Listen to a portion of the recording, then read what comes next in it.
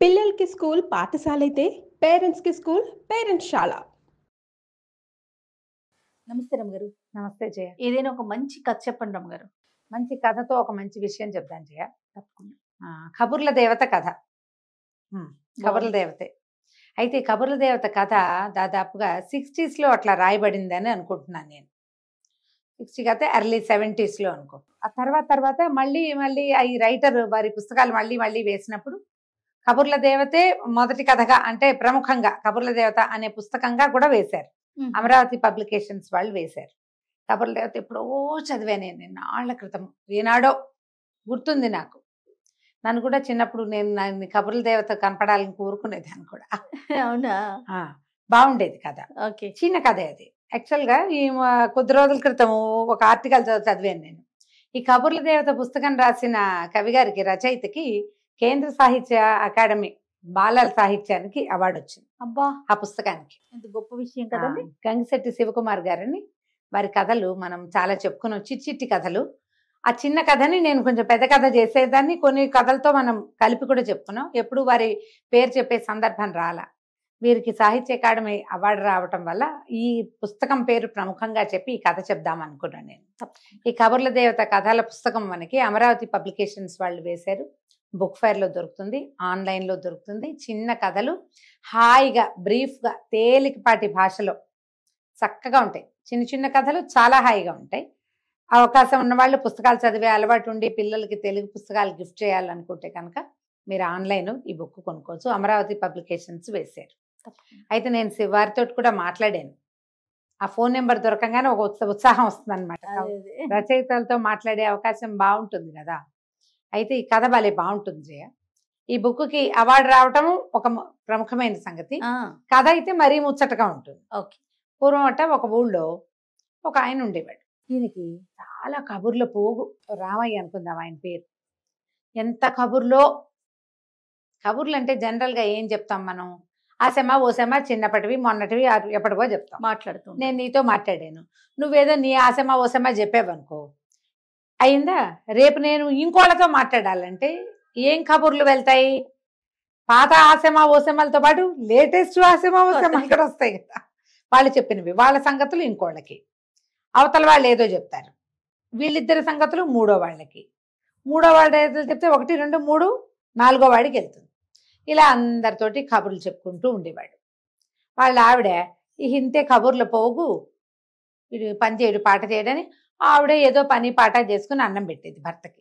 ఏదో వాకిట్టు ఉంటాడు అంతే ఆయన. కానీ క్రమంగా అది ఎట్లా పరిణమించింది, ఈ ఒకళ్ళ మాటలు ఇంకొకళ్ళ దగ్గర, వాళ్ళ మాటలు ఇంకోళ్ళ దగ్గర అట్లా వెళ్ళేసరికి తగాదాలు రావడం మొదలుపెట్టాయి. ఎప్పుడు కొట్లాట్లే, ఎప్పుడు గొడవలే. ఈ భార్య మనకి విసుగు పుట్టింది.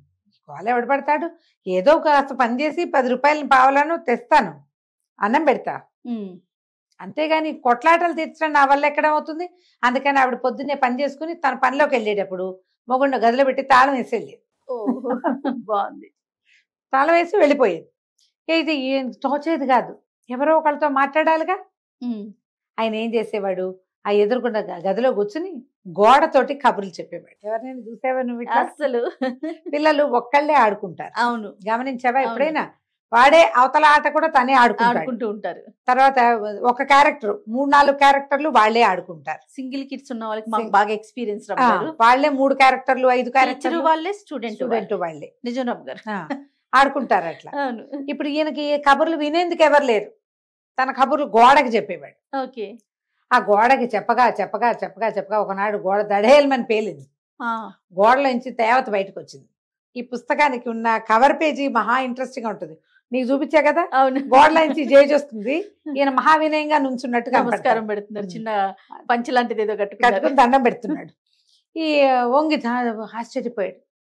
ఎవరమ్మా నువ్వు అన్నాడు. నేను కబుర్ల దేవతని, ఇన్ని రోజుల నుంచి నువ్వు చెప్పే కబుర్లన్నీ వింటున్నాను. ఓకే.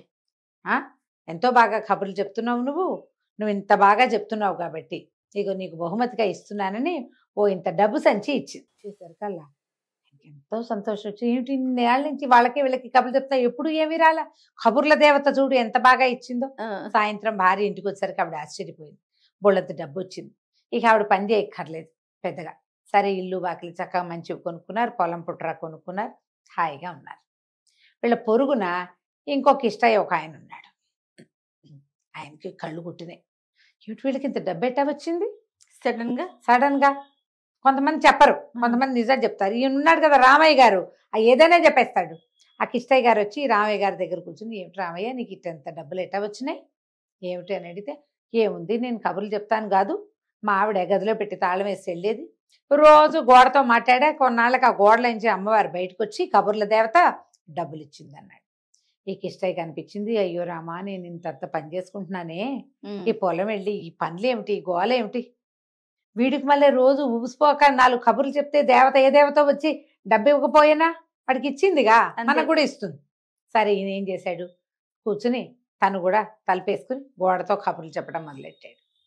రామయ్య గారు చిన్నప్పటి నుంచి కబుర్లు చెప్పే అలవాటు ఉన్న మనిషి. పైగా ఏదైనా విషయం వింటే ఇంకొకళ్ళకి చెప్పేటప్పుడు రంజుగా వర్ణించి చక్కగా చెప్పగలడు. మాటల పోగు, కథ బాగా చెప్పగలడు. బాగా చెప్పగలిగే వాళ్ళు ఏముంది, ఒక వాక్యం ఇస్తే చాలు దానికి ఎక్కి తొక్క పీకి గంట సేపు చెప్తారు. ఈ కిష్టయ్య గారు కష్టజీవి పాపం, ఏదో పొలం వెళ్ళటం పని చేసుకోవటం తప్పిస్తే కబుర్లు కాకరకాయలు రావు. ఈయన ఏం చెప్తాడు, ఏదో చెప్పాడు. 4 రోజులు 3 రోజులు అయ్యేసరికి కబుర్ల దేవత మళ్ళీ ఆవిడ గోడ పగల కొట్టుకుని వచ్చింది. తెగ తిట్టింది, నువ్వు నీ పిచ్చి మాటలు ఏమి రుచికరంగా లేవు, నీ ఒక్క కబురు కూడా డబ్బుల ఆశతోటి ఈ పని చేస్తావా, అంతే కదా, ధనం మీద ఆశతోటి నన్ను విసిగిచ్చావు నువ్వు అని గట్టిగా కేకలుస్తుంది. నోరు పడిపోయేలాగా శాపం పెడతానని బతులాడుకున్నాడు. మా అమ్మ మా తల్లి ఇంకెప్పుడు ఇలాంటి పొరపాటు చేయను, నన్ను వదిలిపెట్టేసి నేను ఇంకెప్పుడు కబుర్లు చెప్పాను, నా పని నేను చేసుకుంటాను. వాడికి అదే వచ్చు, అందుకని వాడు అదే చేశాడు. నీకు ఇంకా వేరే పనులు వచ్చు కదా, ఆశపోతానానికే కదా నువ్వు ఈ పని చేస్తున్నావు. ఇంకోసారి పిచ్చి కబుర్లు చెప్పావంటే ఊరుకోన్నాను. గోడ కాస్త మళ్ళీ అతుక్కుపోయింది. కిష్టయ్య గారు నోరు గట్టిగా మూసుకొని బయటకు వచ్చేసాడు. అందుకని కబుర్లు ఎవరు చెప్పాలో వాళ్ళే చెప్పాలి. అలానే కథలు కూడా రమ్మగారు కబుర్లు మాత్రమే కాదు, కథలు ఎవరు చెప్పారో వాళ్ళే చెప్పాలి కదా, 100%. ఇదే కథ. అది చాలా ఈ కథతో పాటు ఇంకా చాలా కథలు ఉన్నాయి ఆ పుస్తకంలో.